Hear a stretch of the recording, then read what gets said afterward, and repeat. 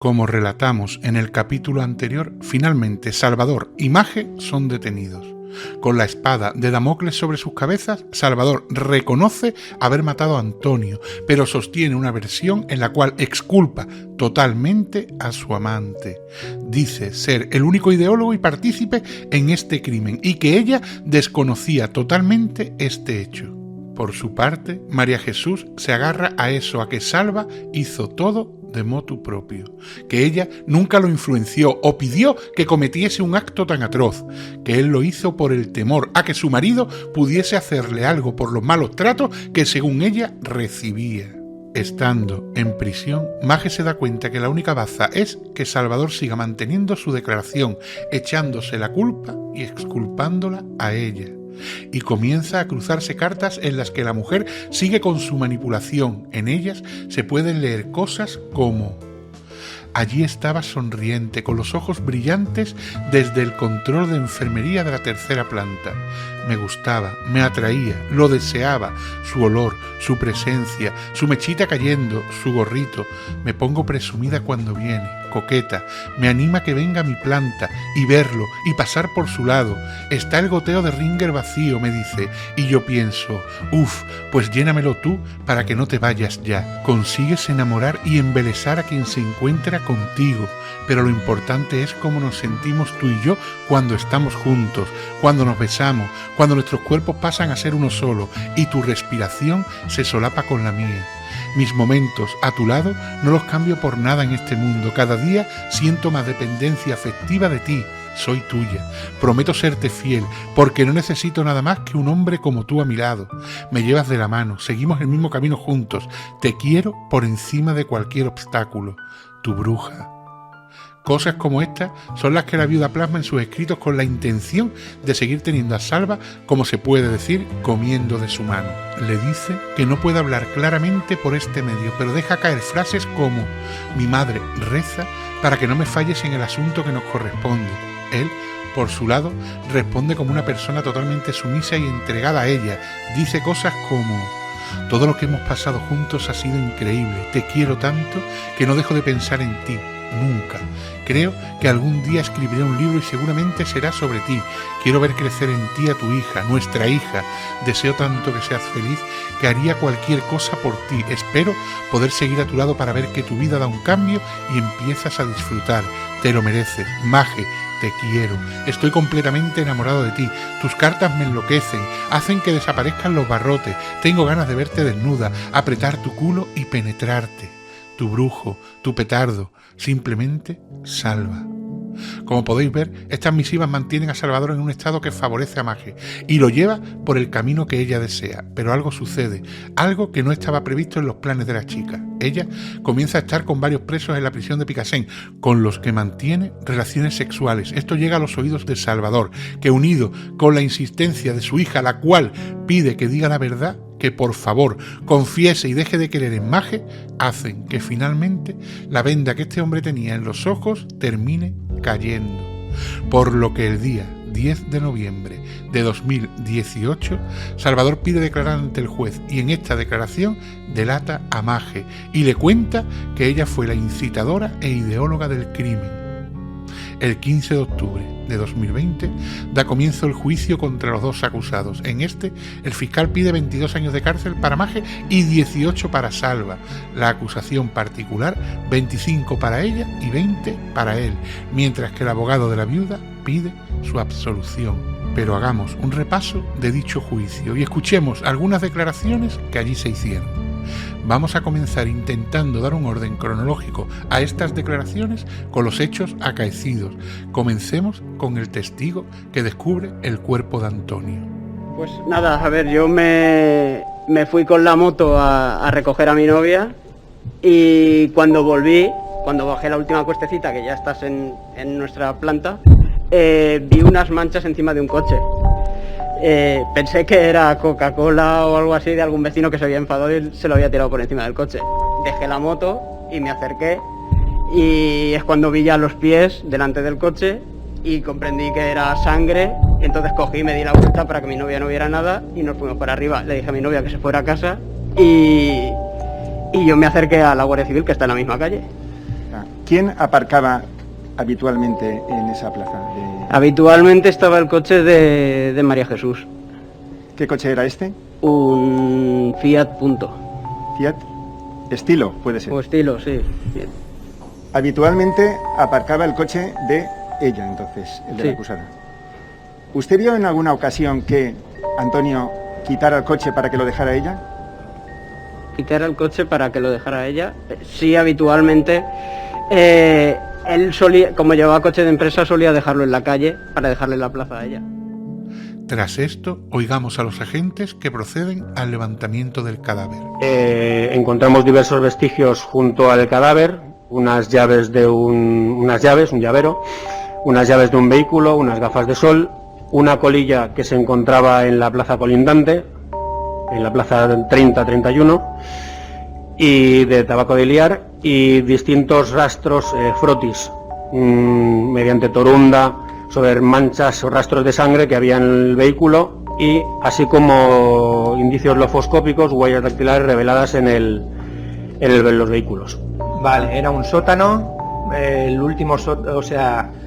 la última planta de los sótanos, había 3 coches a la izquierda, era uno rojo, el último que estaba en la plaza 30, luego venía el blanco, un Peugeot 208 y luego el 206 gris era el donde estaba detrás, junto a la pared, estaba el cadáver. El cadáver estaba en decúbito supino,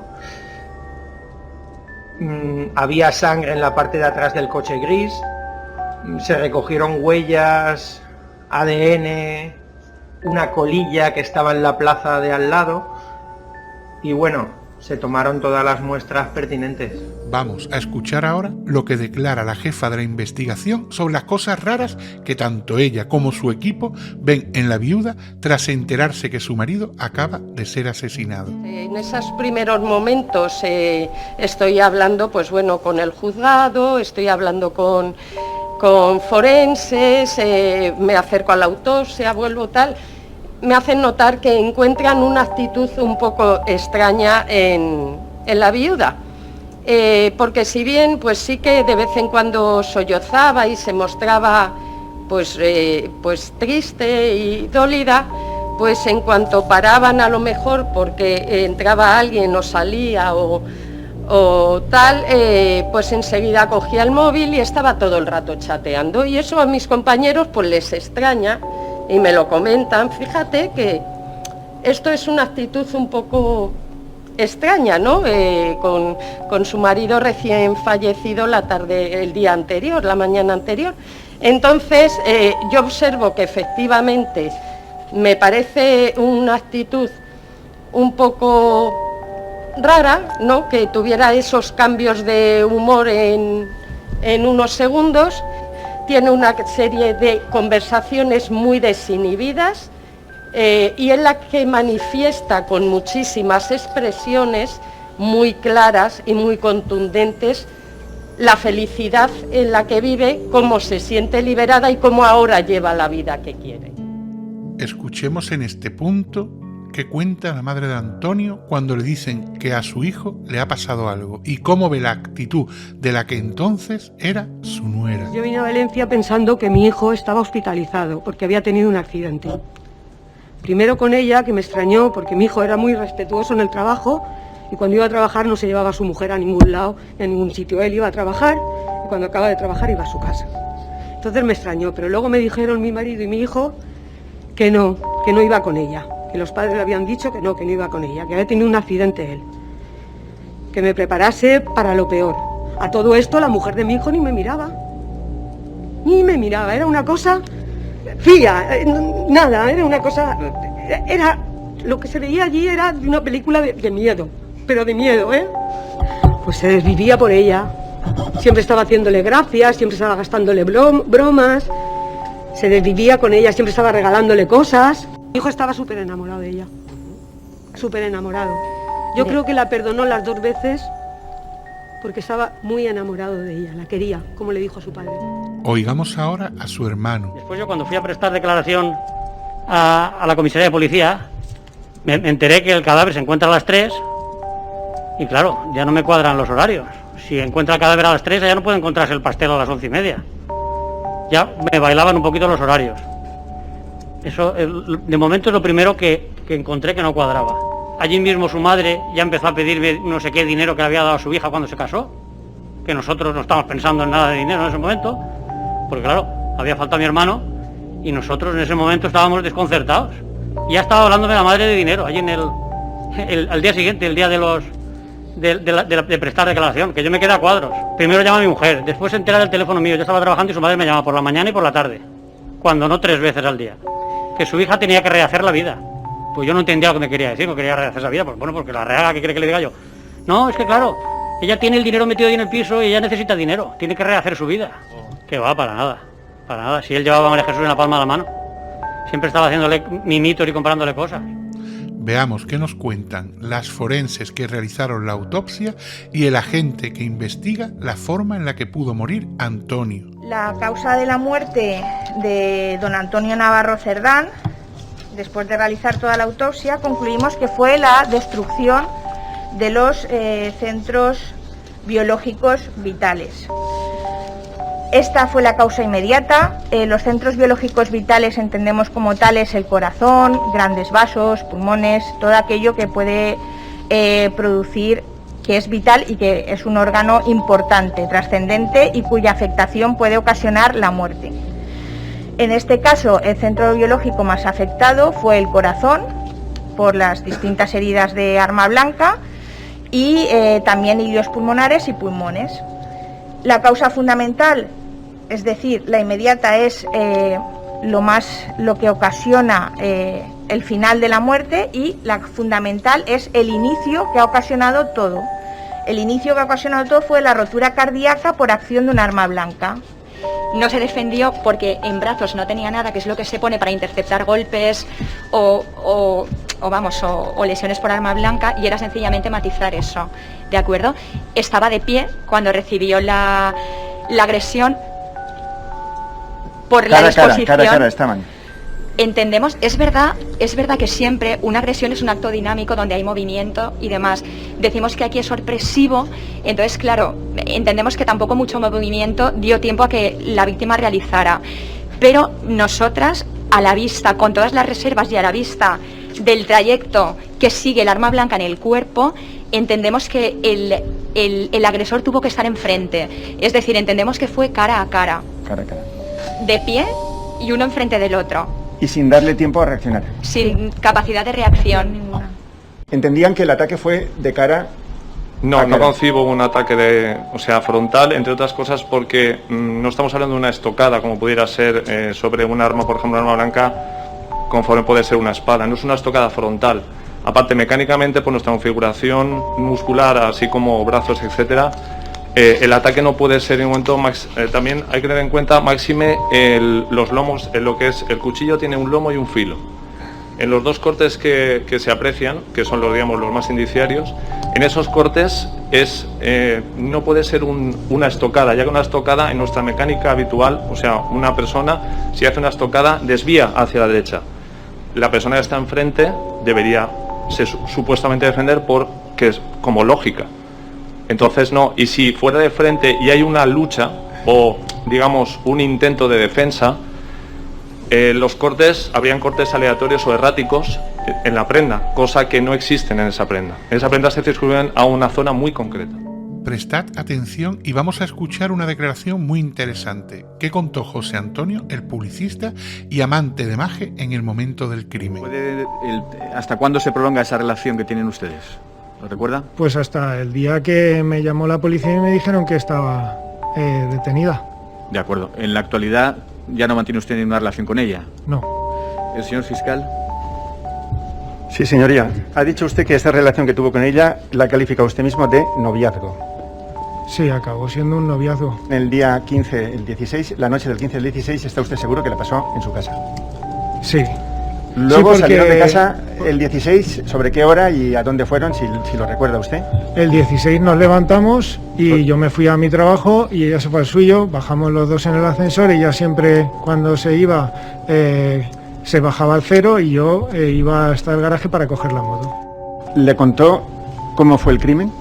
No, me dijo que le habían llamado, que tenía que ir que fue allí a la puerta del garaje, que se ve que habían entrado, pues que no se sabía muy bien qué había pasado, pero que habían asesinado a su marido y que estaban investigando, que tenían como 2 líneas de investigación, porque justo había pasado lo de el grupo terrorista que atropelló a gente por la Rambla de Barcelona, y creían que el grupo terrorista estaba intentando robar un coche para hacer algo parecido en Valencia, o que también había un hombre que también había asesinado a alguien en la calle Peris y Valero y que puede que estuviese relacionado con ese hombre, pero que estaban investigando. Del marido, ¿qué le dijo exactamente o qué le contó a lo largo del tiempo? Pues que, a ver, ella me contó que se había casado un poco a la fuerza, porque son 2 familias muy religiosas y llevaban tiempo juntos, y aunque habían peleado alguna vez, acabaron casándose. Porque el marido trabajaba en una empresa de ingeniería y tenía trabajos en Arabia Saudí, o no me acuerdo en qué país, donde necesitaba que si iba con el marido a trabajar tenía que estar casada, si no, no podía viajar con él. Ella se casó no muy convencida, que para ella pues la familia de él no la tenía valorada. ¿Qué más? Que a la madre de ella no la tenía valorada como ella quería, o que no la apreciaba tanto, y que decía que su hijo no se merecía a ella. Vayamos ahora a un suceso que tiene lugar antes del asesinato, un chat de WhatsApp que Mage mantiene con otro de sus amantes, Tomás. Oigamos al investigador que habla sobre esto y después al fiscal leyendo dichos mensajes. Lo más relevante pues es el chat que nos muestra en este chat, que quiero recordar que es el 4 de junio de 2017. Le dice Mage algo así como que, bueno, le pregunta primero él que qué tal ha pasado la noche, qué tal ha pasado la guardia por la tarde, si quieren esa noche pues cenar y viendo una peli y tomar unas palomitas. Entonces ella hasta las 10 de la noche no le contesta y le dice que ha tenido otro pollo con Antonio, que le van a operar, que quiere que se quede con él, que no lo soporta, que lo odia y que le agobia mucho y que quiere que se muera. Entonces Tomás le dice algo así como: no quiero cruzármelo por mi camino. Después le vuelve a decir Mage algo así como que me vuelve loca, me machaca la cabeza, y él dice algo así también como haría cualquier cosa, o sea, en este momento soy capaz de hacer cualquier cosa. Ella le sigue diciendo me maltrata, te lo juro, me tiene psicológicamente hundida, estoy destrozada, esto lo va a pagar muy caro. Y a continuación él dice: te juro que lo voy a matar. Bueno, dice algo así como: me cago en su puta madre, te juro que lo voy a matar. Pero a continuación, inmediatamente después, Tomás dice: ¿has pensado en denunciarle? Yo te apoyaría al 200%. Y ella, inmediatamente a continuación, lo que dice: he pensado en acabar con su vida. No dice en matarlo, sino dice: he pensado en acabar con su vida. Y Tomás dice: sí, yo también. Pero inmediatamente a continuación, Tomás lo que dice es: pero no vale la pena que destroces tu vida por una rata asquerosa como esa. Pues Mage le dice que su marido tiene cáncer, y él está convencido de que efectivamente que eso es así, que su marido tiene cáncer, que se va del domicilio, que después creo que se está viviendo con Rocío, que después le plantea, como hemos dicho, que tiene que volver otra vez.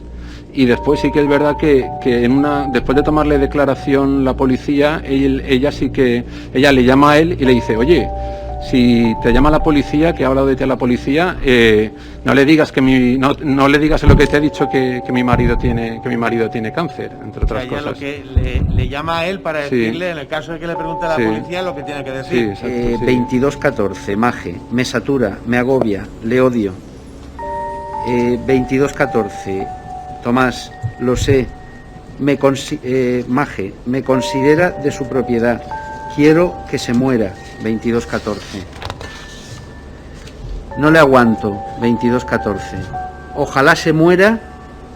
Me da igual lo que pienses. Le deseo un el mamón de mierda, la puta cabeza, llevándome loca. 2216. Tengo que respirar hondo. Te lo digo en serio. Ahora mismo sería capaz de cualquier cosa. 2217. El Maje me maltrata, cariño, te lo juro. Estoy psicológicamente destruida. Esto lo va a pagar caro. Son las 23:21. Esto será de Tomás. Me cago en su puta madre. Te juro que lo voy a matar. ¿Has pensado en denunciarlo? Porque te apoyaría al 200%. Son las 23:24. He pensado en acabar con su vida, Maje. Y ahora, estad atentos, vamos a escuchar al propio Tomás. Esa conversación, ella me dijo que ya no podía más, que estaba harta, que lo quería ver muerto, que no aguantaba más y que la estaba maltratando psicológicamente y que no podía aguantar más. Dice usted que ella le dijo que había tenido una discusión con Antonio. ¿Quién era Antonio? Antonio, ¿quién sabía usted era que era su Antonio? pareja, en ese momento era su pareja. ¿Con quién vivía? Con quien vivía, sí, convivía con él. Y le dijo usted que había tenido una bronca. Una discusión, había tenido una discusión fuerte y que Antonio le había puesto las maletas en la puerta para que se fuera de casa. ¿Con anterioridad a esa fecha se vieron ustedes con anterioridad a la boda? Con anterioridad a la boda, sí, el fin de semana antes justo de la boda. El último fin de semana de agosto.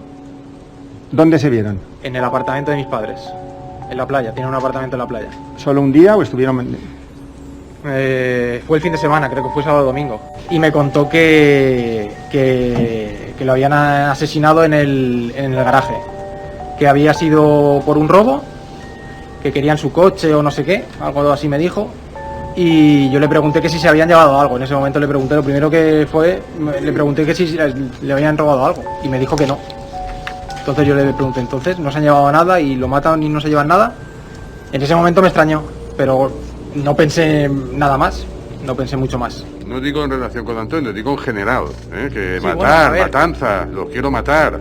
Sí, en ese momento yo para nada soy violento en ningún caso. Si no digo que sea violento, digo de forma de hablar. Mi forma de hablar sí, puede ser si ella me decía, me está maltratando psicológicamente, yo en ese momento tenía un afecto sobre esta persona. Si veo yo no he que dicho me está que sea- calentando, pues al final salgo por ahí. Entonces, es una manera de expresarme únicamente. Vale, que no digo que usted sea violento en ningún caso, únicamente la forma de hablar. Tras haber escuchado varias declaraciones del entorno de Maje en las que se dibuja o se intenta dibujar una figura de Antonio maltratador psicológico que tiene reprimida a la chica, vamos a oír qué cuenta el entorno cercano a Antonio. Escuchemos primero unas breves palabras de su padre. Mi hijo, el clásico bonachón. Bonachón y buena persona. Era mentiroso, era... Eso no lo aguantaba él. Oigamos a un amigo de la víctima. De otra manera, algo más abierto. ¿Cómo era Antonio? ¿Cómo era en cuanto a su Antonio, ¿cómo era? comportamiento? Bueno, Antonio era una persona alegre, divertido, gracioso, siempre estaba de bromas, siempre con una sonrisa en la cara. Vamos, le echamos muchísimo de menos. ¿Vio usted, si lo vio o lo recuerda, que en alguna ocasión se peleara? ¿Fue una persona que se...? No, nunca. Escuchemos a una compañera de trabajo. Los compramos por internet, unos peluches. Él quería regalarle a su mujer, no sé si era por su cumpleaños, no me acuerdo, quería regalarle unos peluches. Compró varios por internet, por Amazon, y llegaron a fechas posteriores, llegó el paquete a nuestra oficina, pero no fuimos a ningún sitio, los compramos juntos online. ¿Y se recibió esa compra después de la muerte de Antonio? Sí. Y dice usted que esa compra era para el cumpleaños de su mujer. A ver, eran varios peluches, uno era para, es que no recuerdo si era un cumpleaños, y él quería comprar varios para en diferentes fechas especiales ir dándole la sorpresa. No sé si era una jirafa, un búho, que creo que le gustan los búhos, y ya le digo, varios peluches para diferentes fechas. Bien, adentrémonos ya en el crimen. Escuchemos primero a la gente que graba a Maje y Salvador en la cafetería y nos cuenta qué es lo que estos hablaron en esa reunión. Ellos quedan en el parking del centro comercial de las Américas. Sale Maje de como ella le llamaba, de las monjitas. Acuden a se saludan, se dan 2 besos, acuden a una cafetería del centro comercial, y yo me sitúo, ellos se ponen en una mesa del fondo, yo me sitúo en la mesa inmediatamente anterior, entonces escucho anterior a la suya, entonces escucho la conversación. En esa conversación vienen a decir que bueno, Maje le vuelve a comentar a Salva la conversación que he tenido en la reunión con Vicente, con su cuñado. Le dice que ya tienen al sospechoso, que únicamente están esperando pues una prueba o 2 pruebas más porque para aumentar la pena. Y ella se muestra sorprendida porque dice, hombre, yo hablé con Esther y ya me lo tenía que haber dicho a mí. Y sin embargo se lo ha dicho a Vicente, pero bueno, al mismo tiempo también entiende que, como es Vicente quien se lo ha preguntado, pues que se lo diga a Vicente. A continuación Salva le dice, no pasa nada, tranquila, no va a pasar nada.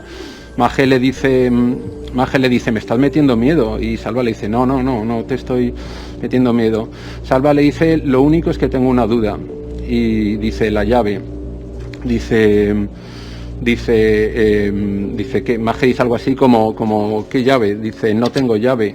Dice, yo he conseguido la llave para acceder al garaje. Entonces, a partir de ahí, pues en la conversación empiezan a establecer una serie de suposiciones, de decir qué hacer con la llave. Maje dice, yo no dije eso en mi declaración de la llave. Dime pues a partir de ahora qué tengo que decir. Empiezan, como digo, a suponer, decir, pues bueno, Maje dice, di que me la has quitado. Él dice, pues di que no sabes nada. Podemos decir que se te perdió en el bolso, que la tienes por casa, o que no te has dado cuenta. En todo momento Salva es el que le va tranquilizando, marcando el camino y diciéndole, lo voy a sacar yo, tú no temas nada, tú no te preocupes, repite muchas veces, a ti no te va a pasar nada, pero si pasa algo, ya lo sacaré, yo sabré sacarte de esta. Ella le pregunta a él si él podrá salvarse, si podrá salvarse. Hablan también de qué decir, de cuándo Maje tiene que decir cuándo perdió, cuándo extravió la llave, en mayo, junio, abril. También hablan de la coartada, porque el Maje dice algo así como que nosotros somos compañeros de trabajo y yo no sabía que tú estabas celoso de ese hijo de puta, refiriéndose a Antonio. Escuchemos ahora un pequeño trocito del testimonio que nos deja el guardia urbano con el que Maje mantiene relaciones sexuales 23 días después de fallecer su marido. Me dijo su nombre, que se llama María, me dijo que era ginecóloga, me dijo su edad, si no recuerdo mal tenía 26 años, y respecto a su situación sentimental no me dijo nada. Si lo dije, me remito al atestado totalmente, porque ahora, como hace más tiempo, pues puede ser que no recuerde algo, pero es posible que sí, que dijera algo de su ex que fuese ingeniero. Para poder continuar con el orden que intento dar a este capítulo, vamos a escuchar la declaración del principal implicado y autor material del asesinato, Salvador. Pero antes vamos a introducir un breve testimonio de su mujer y tras esto lo escucharemos a él. Me levantaba a las 5:30 y salía sobre las 6:15, 6:20 de casa para llegar a las 7, que me dieran el relevo y empezar mi turno de enfermera. Cuando salió usted de casa, ¿vio a Salvador en la casa? Verlo no, creo que estaba. Esa noche durmió en el comedor. ¿Y por qué razón? La puerta estaba cerrada. ¿Por qué razón? Porque yo madrugo mucho y él estaba desvelado y se fue al comedor. muy buena persona, cariñoso, buen padre, no sé lo que dije, pero bueno, es lo que siento que diría en ese momento, me imagino. Afable, no sé, es que era muy servicial, amigo de sus amigos, buen hijo. Y en la fecha esa exactamente le pidió a usted que lo matara, expresamente así. No lo recuerdo con claridad, pero sí. Que lo matara. Sí. ¿Y usted aceptó? Sí. ¿Y por qué aceptó usted si no conocía siquiera a la víctima? Yo estaba muy enamorado de ella y continuamente me decía los maltratos psicológicos que sufría. Entonces temía por su vida también. Oiga, señor, pero estamos hablando de eliminar físicamente a alguien. ¿Cómo aceptó usted esta proposición? No lo sé. Temía perderla. ¿Le dijo que si lo hacía le recompensaría a usted de alguna forma? ¿Le prometió algo a usted a cambio? Me dijo lo contrario, que si mientras estuviera Antonio, ella y yo no podíamos estar juntos. Yo había quedado con ella de que no estuviera en casa cuando ocurriera y le dije que se fuera a trabajar, que buscara trabajo en ese día para que ella pudiera estar fuera y no se pudiera cruzar ni nada. Fui a su garaje, me escondí en una de las plazas. Ella me había comentado dónde estaba su plaza y que la plaza del vehículo de al lado estaba mucho tiempo que nadie lo movía y que en ese aspecto podía estar tranquilo porque no iban a coger el vehículo de al lado. Cuando bajó lo sorprendí. Fue todo muy rápido, no me acuerdo. Llevo estos últimos años intentando olvidarlo. Y cuando ocurrió, abandoné el garaje y me fui a mi casa. Me fui al trastero. Me cambié de ropa, guardé el arma y tiré la ropa por los alrededores, por allí, no recuerdo exactamente dónde. Me desplacé al domicilio de su hermana, en la calle Blasco Ibáñez, y hablé con ella y se lo comenté. ¿Sabía la acusada perfectamente que ese día 16 usted iba a matar a Antonio? Sí. Que cuando ocurriera yo cambiaría el estado del WhatsApp para que ella lo supiera, que yo me haría cargo, que la llave no me la dio ella, que se la quité yo, que ella no tenía nada que ver y que la exculparía en todo. Yo estaba muy enamorado de ella y continuamente me decía los maltratos psicológicos que sufría. Confirmo todo lo que he dicho. Y quiero expresar mi profundo arrepentimiento de los hechos. ¿Alguna cosa más? No, ninguna. De acuerdo, pues si es tan amable, regrese.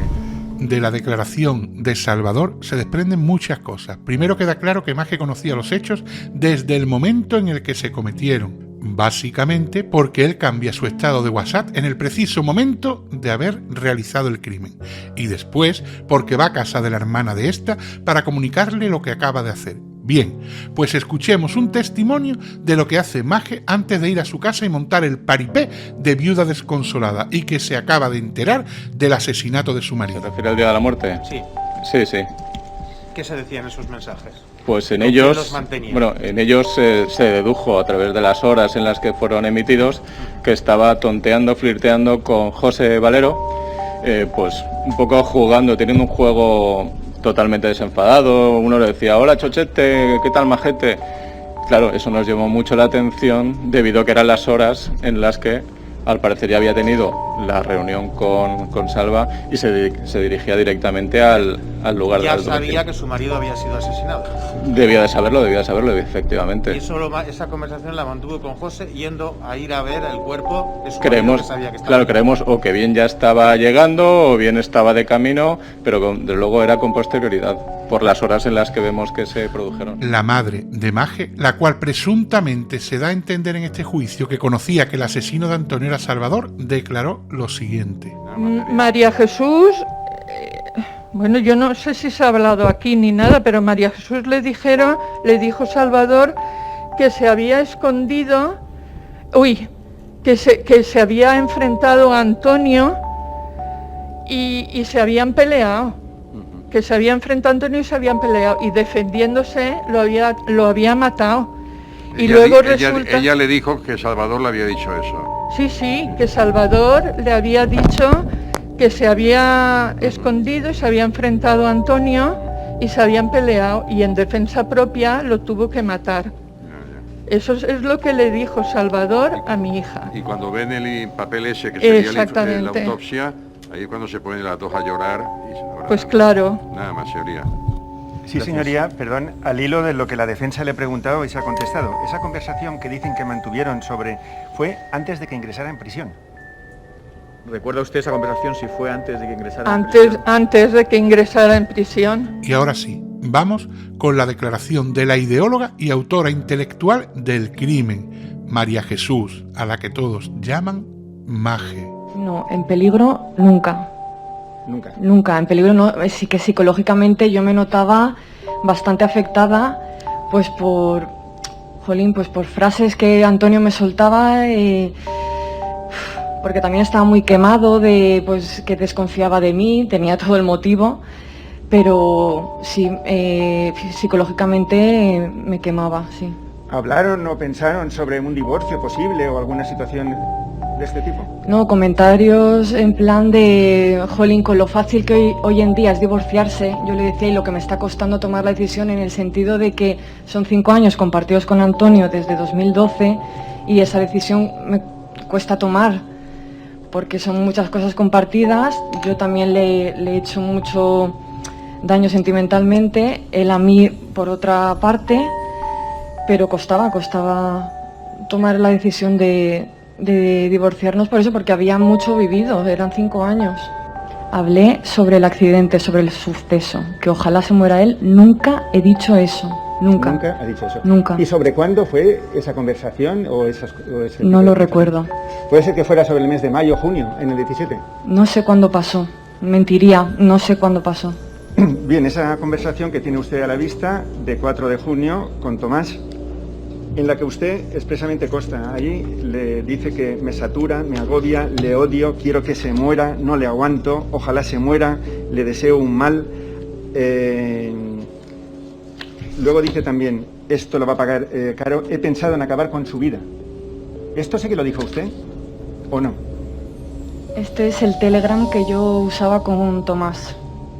Y sí que dijo estas palabras, ojalá se muera y le deseo un mal y he pensado en acabar con su vida. Al igual que Tomás también lo escribió, también dije que yo quería morirme, estaba en una situación cabreada, angustiosa, no podía más, eso no quiere decir que yo desee eso. No, yo no le pregunto, le pregunto, o sea, sí que dijo esto entonces usted. Estas cosas están escritas por mí, es una conversación con Tomás, eso no quiere decir que yo lo desee. En esas fechas, usted habla de la muerte de un empleado de la empresa de Antonio. El inculpado dice que usted le pidió la muerte y usted a otra persona le dice de muerte. ¿No es mucha coincidencia de mucha muerte en poco tiempo? Todo no es falso, eso no fue así. Yo hablé con Salva del incidente que hubo en la carretera de Utiel. Antonio a 50 metros en su coche, obviamente le dije a Salva, ostras, qué fuerte, o sea, le hubiera podido pasar a Antonio, pero en esta vida como me puede pasar a mí en un coche, si voy al lado si pasa un accidente al lado, o sea, una conversación totalmente normal que se ha sacado de contexto. Fue así, sin más, no se ideó ni se hizo nada más con esa conversación. Al igual que aquí, sí, me muestro violenta, pero porque estaba afectada, estaba dolida, estaba discutiendo con Antonio y me mostré así. No quiere decir que yo desee la muerte de Antonio. Al igual que tampoco dije, quiero morirme, porque ya no podía más. ¿Y usted no le dijo a Salvador en ningún caso que le matara? Jamás, nunca. ¿Pudo él entender que usted sí quisiera...? No, nunca hablamos de eso de Antonio, hablaba de mis problemas con él, de mi matrimonio, pero yo nunca he pedido que haga eso, nunca. ¿No pudo entenderlo él tampoco? No, nunca, por imposible. Acto suyo, ni no. ¿Usted sí que diría que por esa época él estaba dispuesto a todo por usted o no? Pero no a matar, es que ¿quién piensa eso? ¿A qué estaba él entonces? ¿Salva? Sí. Pues a estar conmigo, compañeros de vida, a compartir el día a día. Nos sentamos en el sofá, yo acababa de comer y me sorprendió que viniera con ropa así como nueva, iba peinado y venía totalmente depilado. Entonces me llamó la atención simplemente. Salva es un hombre muy velludo y venía completamente depilado. Me senté en el sofá y le dije, ¿qué pasa? Y me dice, Maje, he estado en el garaje esta mañana con Antonio y hemos hablado, hemos intercambiado, nos hemos peleado, fue la frase. Nos hemos peleado y él ha empezado a hablar mal de ti, yo le he dicho que tú no merecías esto y he cogido y le he dado un mal golpe. No me dijo ni si con un cuchillo, ni si con un machete, ni si con nada. Me dijo eso y le digo, ¿pero cómo que le has dado un golpe? ¿Pero cómo? ¿Pero qué? Dice, Antonio está muerto. Digo, ¿pero cómo va a estar muerto? Dice, le he dado un mal golpe y he acabado con su vida. Le digo, ¿pero qué dices? Me puse en shock, me puse a llorar, no recuerdo ya muy bien qué decía a continuación, pero me dijo que por favor, que me tranquilizara, que probablemente mañana yo fuera a declarar como mujer, la esposa de Antonio, y que él tenía un amigo policía que le iba a seguir el caso, que no me preocupara. Mi pregunta, que aún me pregunto, es por qué vino a contármelo. No sé si para implicar, no lo sé. Y usted dice que se puso a llorar.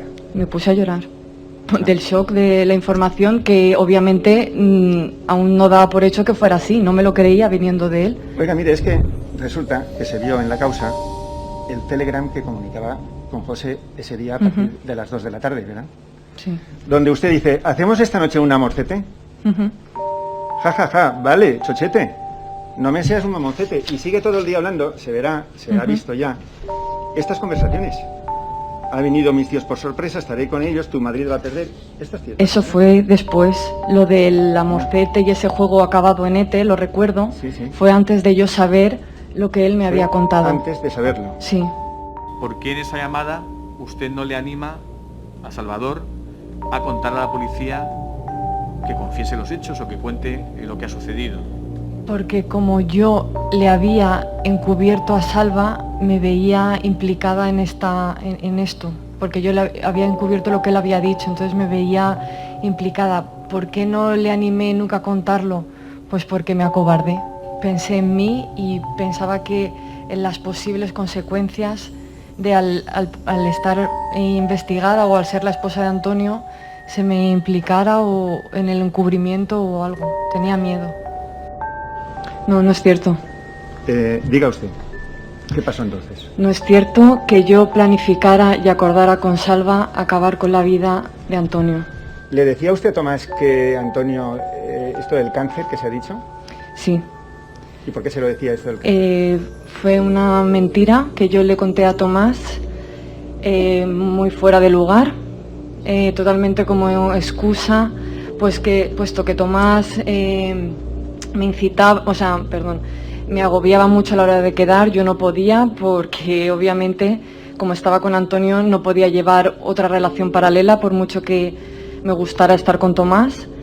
Y entonces puse una excusa totalmente fuera de lugar, de tono desagradable, como es lo del cáncer, para evitar así tener como excusa que él me agobiara a quedar tantas veces. Es decir, Maje está pasando por esta situación, la cual era mentira, entonces yo no voy a apretar tanto para quedar con ella. Como habéis escuchado, ella se declara inocente en todo momento. Dice conocer los hechos porque Salva se lo cuenta, pero que no denuncia por miedo y egoísmo. Según sus palabras, nunca ha incitado al crimen, nunca ha dicho a Salva que lo asesinase, pero casualmente tiene conversaciones con otros amantes en las que denota sus ganas de ver a su marido fallecido.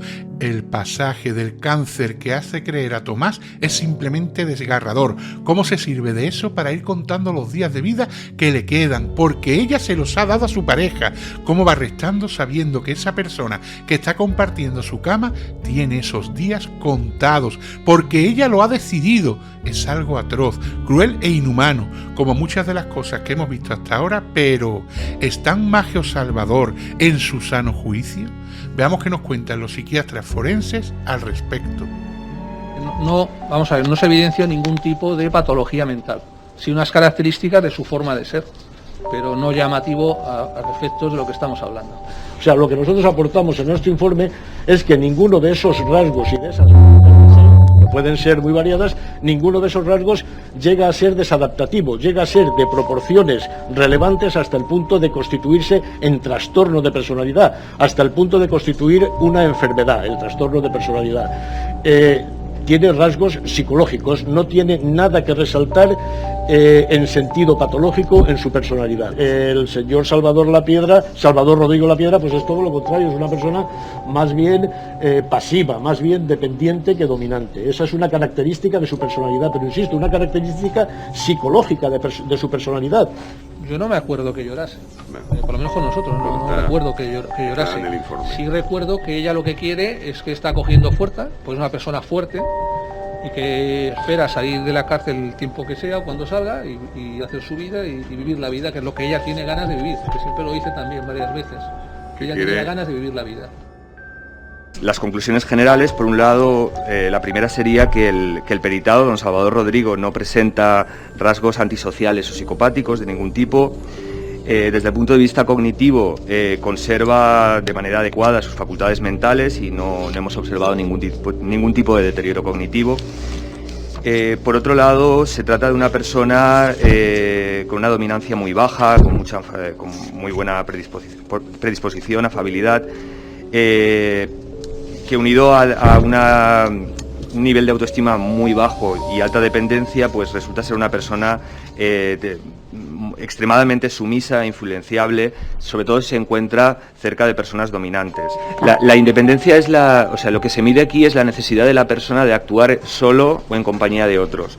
Entonces, cuando es una persona que puntúa tan bajo, es una persona que tiene serias dificultades para actuar por sí mismo, y necesita siempre la aprobación o el refuerzo de otras personas para realizar diferentes acciones, digamos, de cierta complejidad, como pueda ser emprenderse en negocios o no cosas del día a día, sino cosas más complejas. Tras estos testimonios y muchos otros, finalmente el fiscal y la acusación particular presentan sus alegatos. Miren, el crimen interesa a la sociedad.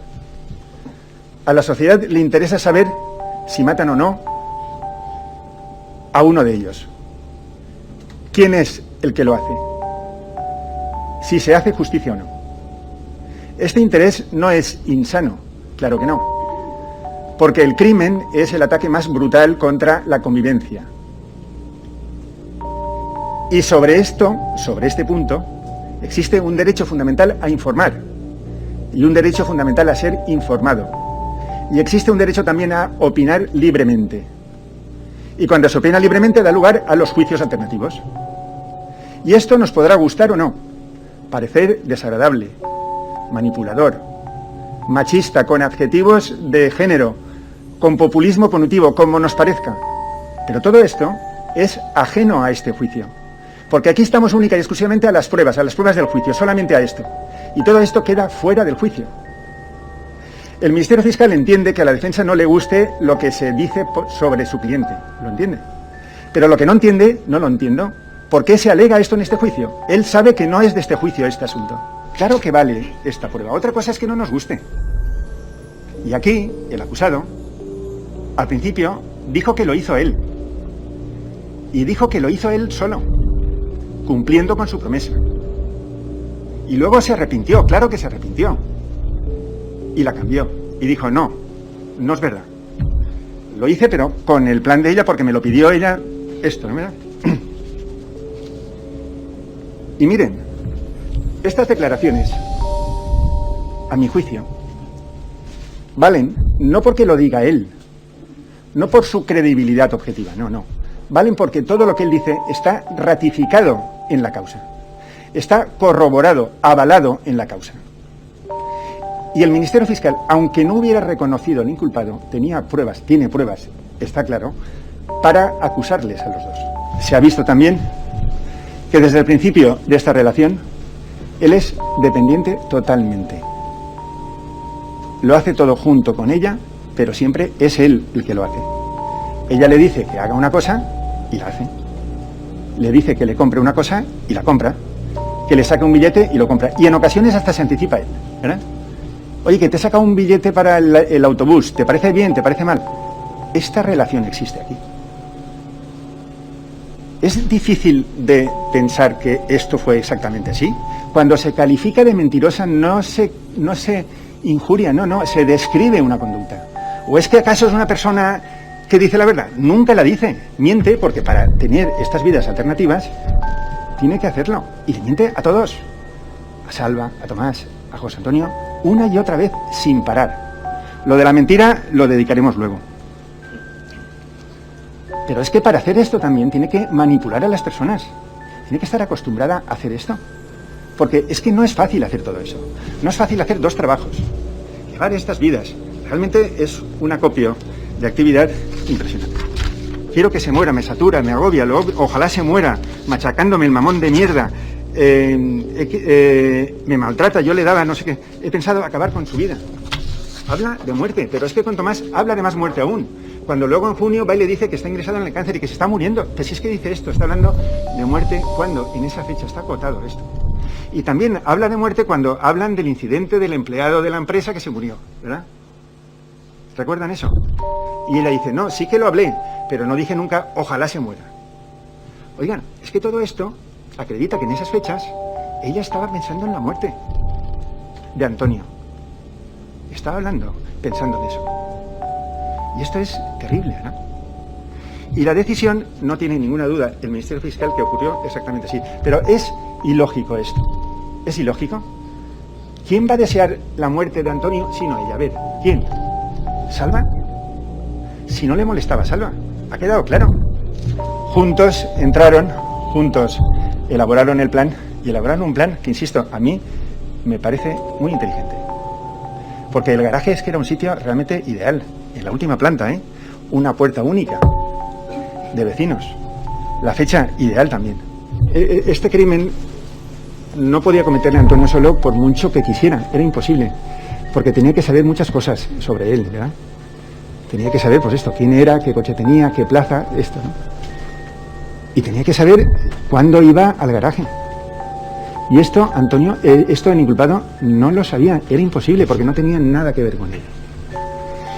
Y la única fuente de información tan precisa, tan detallada, era la inculpada, que traicionaba la confianza, ¿verdad? El tema de la puerta y de las llaves. Miren, es que en este punto los 2 inculpados, los 2, han reconocido que sí que las tenía él. El problema viene sobre la fecha. La inculpada dijo, no, yo se la di en julio, al principio. No, se la di en Fallas. Bueno, y las llaves fue el objeto de conversación que se grabó en el sitio a ver las llaves, porque claro, estamos hablando de unas llaves de acceso esenciales. Para entrar a ese garaje hace falta tener esas llaves. Una puerta única de acceso. Bien, y a mí me sorprendió muchísimo la alegación de la acusada en el juicio oral cuando ya no son Fallas, no, es antes de Fallas ya. Incluso mucho antes. Nunca había dicho eso, ¿verdad? La pregunta es, oiga, ¿y por qué le da esas llaves solo a él? A Tomás no. Ah, no, a Tomás no. Ah, es curioso también, ¿verdad? Evidentemente no ofrece ninguna duda de que las llaves se las dio para que lo matara. Y así se desprende de las conversaciones, cuando ellos son conscientes de que las llaves es el punto fuerte ahí, ¿no? Y ellos dicen, es que está esto de las llaves. ¿Qué tengo que decir? ¿Cuándo? ¿En qué fecha? Tal. Todo esto acredita en efecto que le dio las llaves no para ir a una casa en la que no podía ir por las obras y en la que no vivían, sino para matarle. Oiga, mire, es que este crimen es tremendo porque la acusada tiene el dominio del plan criminal en todo momento.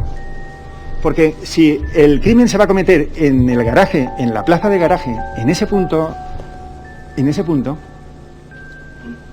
y el presupuesto de todo es el coche, ella puede salvar a su marido en todo momento, aparcando ella simplemente, sin decir nada a nadie, aparca el coche solamente.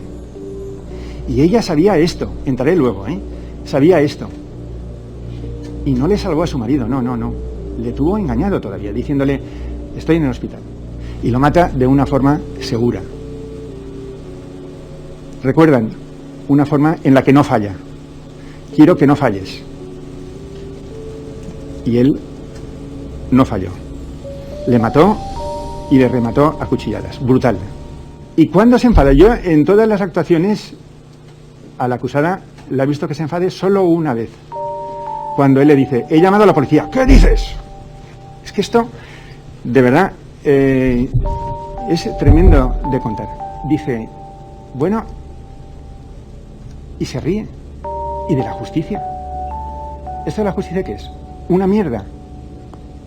Y están dispuestos ellos dos a aceptar que cojan a otro, que condenen a otro.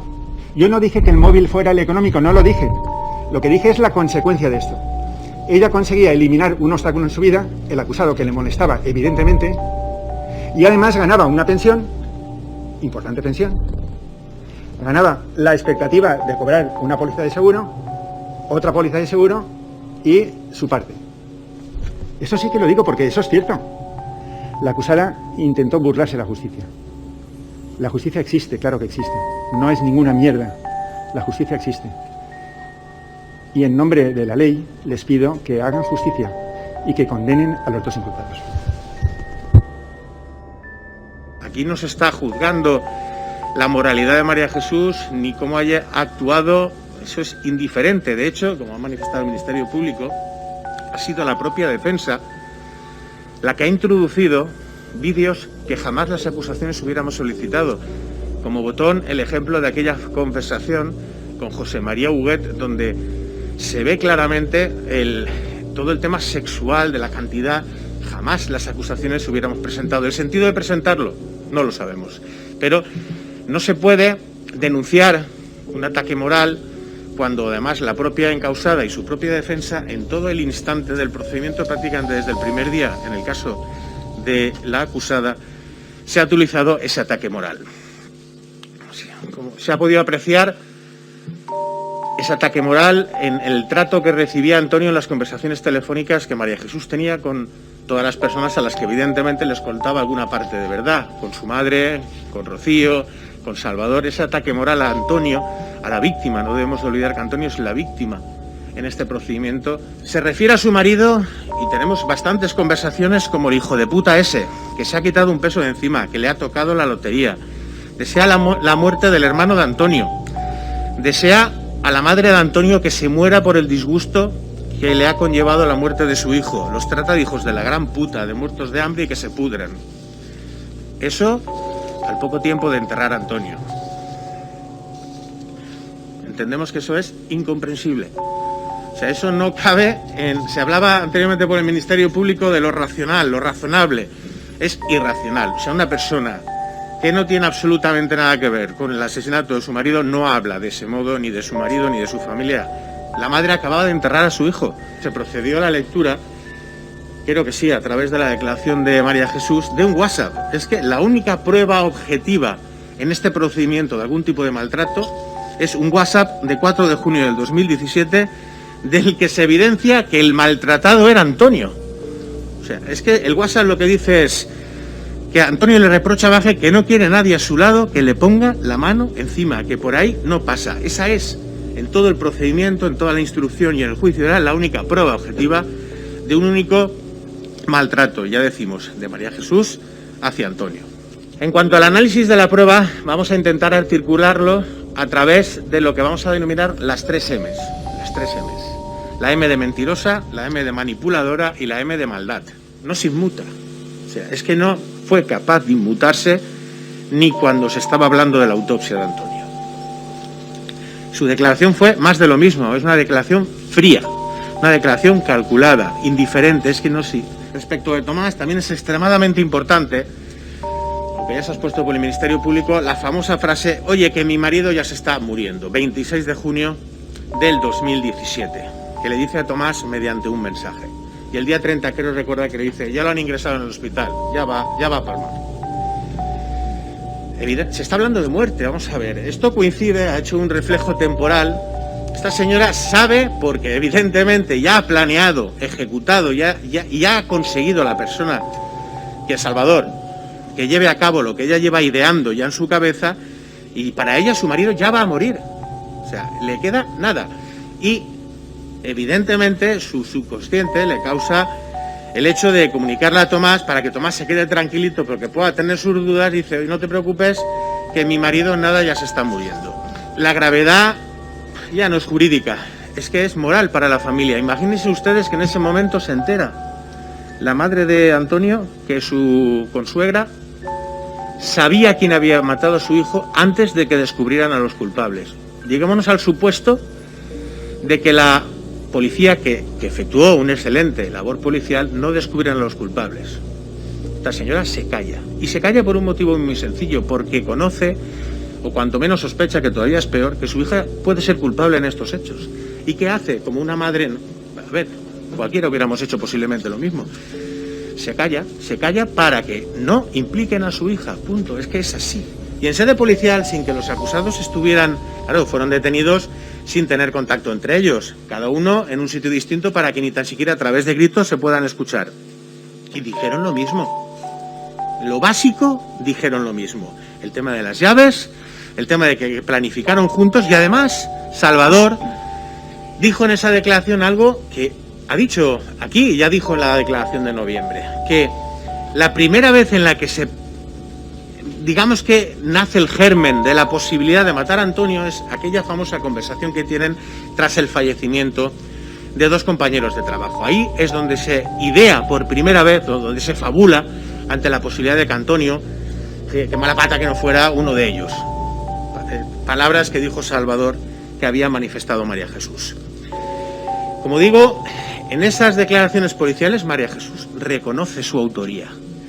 Salvador, yo creo que nadie puede negar que la declaración que efectúa aquí Salvador fue veraz. Pues evidentemente no. Se nos va a decir, no es que Salvador era un tío obsesionado y esa obsesión le llevó a cometer un crimen sin la intervención en absoluto de María Jesús. Pero es que fue sincero, o sea, la sinceridad se transmite. Recuerden, preguntas de mi compañera, señora Cogollos, le preguntó si le había dicho a María Jesús el tamaño del cuchillo. Y él respondió, el tamaño no, le dije que era medio. Eso demuestra que no tiene una intención vengativa. Si realmente quisiera hundirla, hubiera dicho, no es que le dije el tamaño, es que le enseñé el cuchillo.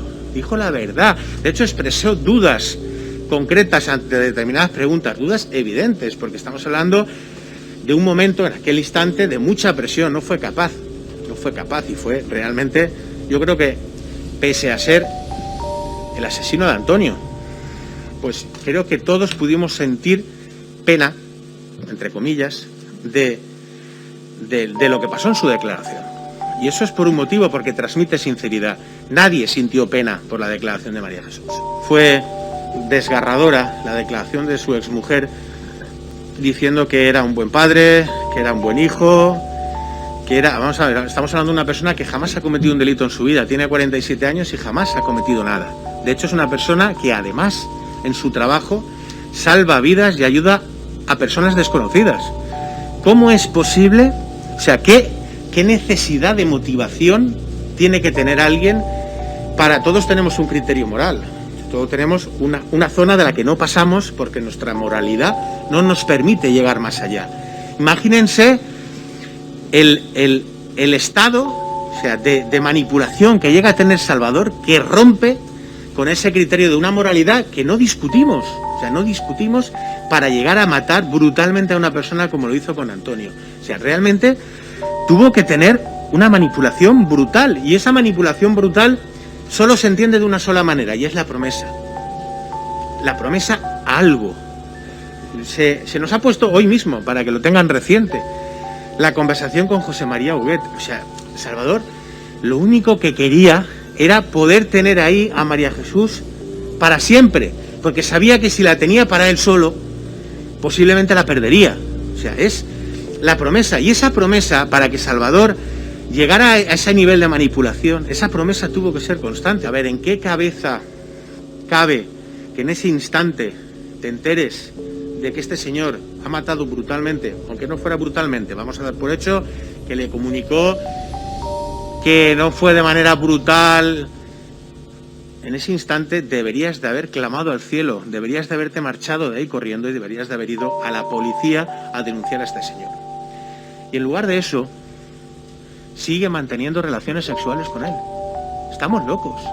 O sea, es que no se puede comprender que la persona que le ha quitado la vida a tu marido sigas teniendo relaciones sexuales con él, además de con los demás. A partir de noviembre, la famosa conversación en la que él le dice qué papel tengo yo, claro, ella ya, a él no le importa nada, ya ha cumplido con lo que tenía que cumplir y en ese momento, pues, ahí te quedas, majo. Claro, pero los detienen. ¿Qué ocurre? Salen las cartas, claro, evidentemente ella necesita de Salvador. O sea, sabe que ha desconectado de él y ante el riesgo de que pueda ocurrir lo que al final pues ocurrió, pero mucho más tarde, le manda nuevamente las cartas de amor.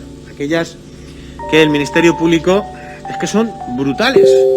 O sea, es que está camelándoselo, la verdad es que le hace falta poco porque lo camela enseguida. Claro, en esa carta hay una frase que es en sí mismo significativa. Le dice a Salvador, juntos hemos entrado en esto, no estamos diciendo juntos hemos entrado aquí, en prisión, juntos hemos entrado en esto. Y juntos hemos de salir de esto. Y con todo esto, el jurado dictaminó su veredicto. Se va a proceder a la lectura del objeto del veredicto, puesto que ha sido ya emitido por el Tribunal del Jurado. Sí, el señor portavoz, si es tan amable de proceder a su lectura. Sí, con la venia. Tribunal del Jurado, causa 2/2020. Acta de votación del jurado. Valencia, 30 de octubre de 2020. Por unanimidad, los miembros del jurado hemos designado como portavoz a Javier Mateo Lázaro. Primero, los jurados han deliberado sobre los hechos sometidos a su resolución y han encontrado probados, y así lo declaran, concretando el número de votos en cada pregunta, los siguientes. Hecho primero. En torno a las 7:40 horas de la mañana del día 16 de agosto de 2017, el acusado Salvador Rodrigo Lapiedra, cuando Antonio Navarro Cerdán iba a coger su coche estacionado en la plaza 28 del garaje Sito en el número 14 de la calle Calamocha de la ciudad de Valencia para ir a trabajar, le propinó 6 cuchilladas que afectaron a sus órganos vitales y que le causaron la muerte en pocos minutos. Por unanimidad. Hecho segundo. Salvador se escondió y atacó a Antonio de manera súbita e inesperada, por lo que éste no pudo defenderse de dicho ataque. Por unanimidad. Hecho tercero. A. Salvador Rodrigo Lapiedra planificó de común acuerdo con la mujer de Antonio, María Jesús Moreno Cantó, la muerte de este, acordando que Salvador ejecutaría la acción empleando un arma blanca en el garaje de la vivienda y que lo llevaría a cabo la mañana del día 16 de agosto de 2017, facilitándole María Jesús la llave de acceso a la puerta del citado garaje, así como información precisa sobre los horarios de su marido, el número de la plaza, modelo y matrícula del vehículo. Por unanimidad. Hecho cuarto. Tras haber cometido el crimen, Salvador se cambió de ropa y se deshizo de los guantes y del cuchillo, arrojándolo en una poza séptica de una finca de su propiedad, y luego, en torno a las 13:30 a 14 horas del mismo 16 de agosto de 2017, se reunió con María Jesús en el domicilio de Natalia, hermana de esta, para confirmarle que había matado a Antonio. Por unanimidad. Hechos que pueden servir para eximir, atenuar o agravar la responsabilidad de los acusados. Primero, en el momento de la detención de Salvador, este reconoció ser el autor material de la muerte de Antonio Cerdán e indicó a los policías dónde se hallaba el cuchillo empleado para darle muerte, siendo recuperada el arma gracias a dicha información. Por unanimidad. El día 9 de noviembre de 2018, tras solicitar prestar nueva declaración ante el juez de instrucción, Salvador Rodrigo Lapiedra señaló que tanto él como María Jesús Moreno Cantó, a quien hasta ese momento había tratado de exculpar, habían planificado la muerte de Antonio. Por unanimidad. 3. Con anterioridad a la celebración del presente juicio, Salvador ha dirigido una carta a una entidad bancaria donde tenía un plan de pensiones a fin de intentar rescatarlo y ponerlo a disposición de la familia de Antonio para reparar, en parte, el daño causado a los mismos. Por unanimidad. Cuarto. En la fecha de los hechos, María Jesús Moreno Cantó estaba casada con Antonio Navarro Cerdán. Por unanimidad. Segundo. No se recogen hechos no probados al no haber sido apreciados. Tercero. Por lo anterior, los jurados, 1. Por unanimidad, declarar que Salvador Rodrigo Lapiedra es culpable de la muerte intencionada de Antonio Navarro Cerdán. 2. Por unanimidad, declarar que María Jesús Moreno Cantó es culpable de la muerte intencionada de Antonio Navarro Cerdán. El criterio del jurado en cuanto a la aplicación al declarado culpable Salvador Rodrigo Lapiedra de los beneficios de remisión condicional de la pena que se impusiere para el caso de que concurran los presupuestos legales al efecto es que no le deben aplicar, por unanimidad. El criterio de los jurados Salvador Rodrigo Lapiedra, en el caso de ser condenado, es que no deben proponerse al Gobierno el indulto de la pena que les sea impuesta, por unanimidad. El criterio del jurado, en cuanto a la aplicación al declarado culpable María Jesús Moreno Cantó, de los beneficios de remisión condicional de la pena que se impusiere, para el caso de que concurran los presupuestos legales al efecto, es que no se le deben aplicar, por unanimidad. El criterio de los jurados, en el caso de ser condenada María Jesús Moreno Cantó, es que no debe proponerse al Gobierno el indulto de la pena que le sea impuesta, por unanimidad. Cuarto, los jurados han atendido como elementos de convicción para hacer las precedentes declaraciones a los siguientes. Hecho primero, reconocimiento de los hechos en el interrogatorio de Salvador Rodrigo Lapiedra, acta de levantamiento de cadáver y el informe de autopsia 175 del Instituto de Medicina Legal de Valencia. Hecho segundo, reconocimiento de los hechos en el interrogatorio de Salvador Rodrigo Lapiedra y el informe de autopsia 175 del Instituto de Medicina Legal de Valencia. Hecho tercero, interrogatorio del subinspector de homicidios número 84216, el cual intervino en las escuchas producidas en el establecimiento Panaria. El CD Audio Centro Comercial Las Américas. El interrogatorio de la inspectora jefe de homicidios número 66966. El interrogatorio de Salvador Rodrigo Lapiedra. Las dos llamadas registradas el día 3 del 8 de 2017 entre los acusados que constan la causa. Los posteriores mensajes referidos en el atestado de mensajes WhatsApp víctima-esposa proporcionado por la Policía Nacional de Valencia, referentes al cambio de turno la noche del 15 al 16 de agosto de 2017, y los turnos de trabajo certificados de la acusada proporcionados por el Hospital Casa de Salud. Hecho cuarto. Declaración de Salvador Rodrigo Lapiedra, donde queda clara su aportación para facilitar la localización del arma blanca en una finca de su propiedad. El atestado del tráfico de llamadas, el posicionamiento y la búsqueda del cuchillo aportado por la Policía Nacional de Valencia. Hechos que pueden servir para eximir, atenuar, agravar la responsabilidad de los acusados. Primero, interrogatorio a Salvador Rodrigo Lapiedra. Interrogatorio al jefe de homicidios número 66966. El interrogatorio al subinspector de homicidios número 82521 y el acta de registro en Ribarroja para localización del cuchillo por la Policía Nacional de Valencia. Segundo, declaración del día 9 del 11 de 2018 por Salvador Rodrigo Lapiedra. Tercero, consta en la causa acreditado documentalmente. Cuarto, en la fotocopia del libro de familia. Quinto, incidentes acaecidos durante la deliberación sin incidentes. Finalmente el juez dicta sentencia y esta es la siguiente. Se condena a María Jesús como autora responsable de un delito consumado de asesinato con alevosía, previsto y penado en el artículo 139.1.1 del Código Penal, con la circunstancia agravante de parentesco del artículo 23 del Código Penal y sin que concurra circunstancia atenuante alguna en la misma, a la pena de 22 años de prisión, con inhabilitación absoluta durante ese periodo. Y condena a Salvador como autor responsable de un delito consumado de asesinato con alevosía, previsto y penado en el artículo 139.1.1 del Código Penal, con la atenuación analógica de colaboración con la justicia del artículo 21, cuarta del Código Penal, y sin que concurran circunstancias agravantes de la responsabilidad criminal a la pena de 17 años de prisión e inhabilitación absoluta durante el tiempo de la condena. Ambos acusados deberán indemnizar por vía de responsabilidad civil de forma conjunta y solidaria a los padres del fallecido don CCC y doña DDD a la cantidad de 100.000 euros a cada uno de ellos y al hermano del fallecido don EEE en la cantidad de 50.000 euros, en todos los casos con el interés legal correspondiente conforme al artículo 576 de la Ley de Enjuiciamiento Criminal.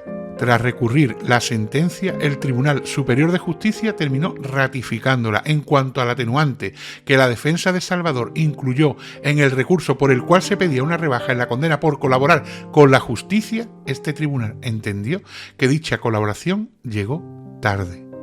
Y no podemos terminar el relato de lo ocurrido en este horrendo crimen sin dar un último apunte. Ha saltado a los medios hace muy poco que María Jesús ha quedado embarazada de otro preso mientras cumple su condena en prisión, al parecer de un preso que, al igual que ella, está condenado por asesinato, pero que ya a día de hoy se encuentra en tercer grado. La viuda en breve tendrá que pasar a una cárcel especial donde se internan a madres con hijos hasta que estos alcancen los 3 años, momento en el que son separados de su madre si ésta tiene que continuar en prisión. Y hasta aquí lo acontecido en este terrible suceso en el que una joven con un perfil tan ampliamente relatado en literatura criminal decidió acabar con la vida de su pareja.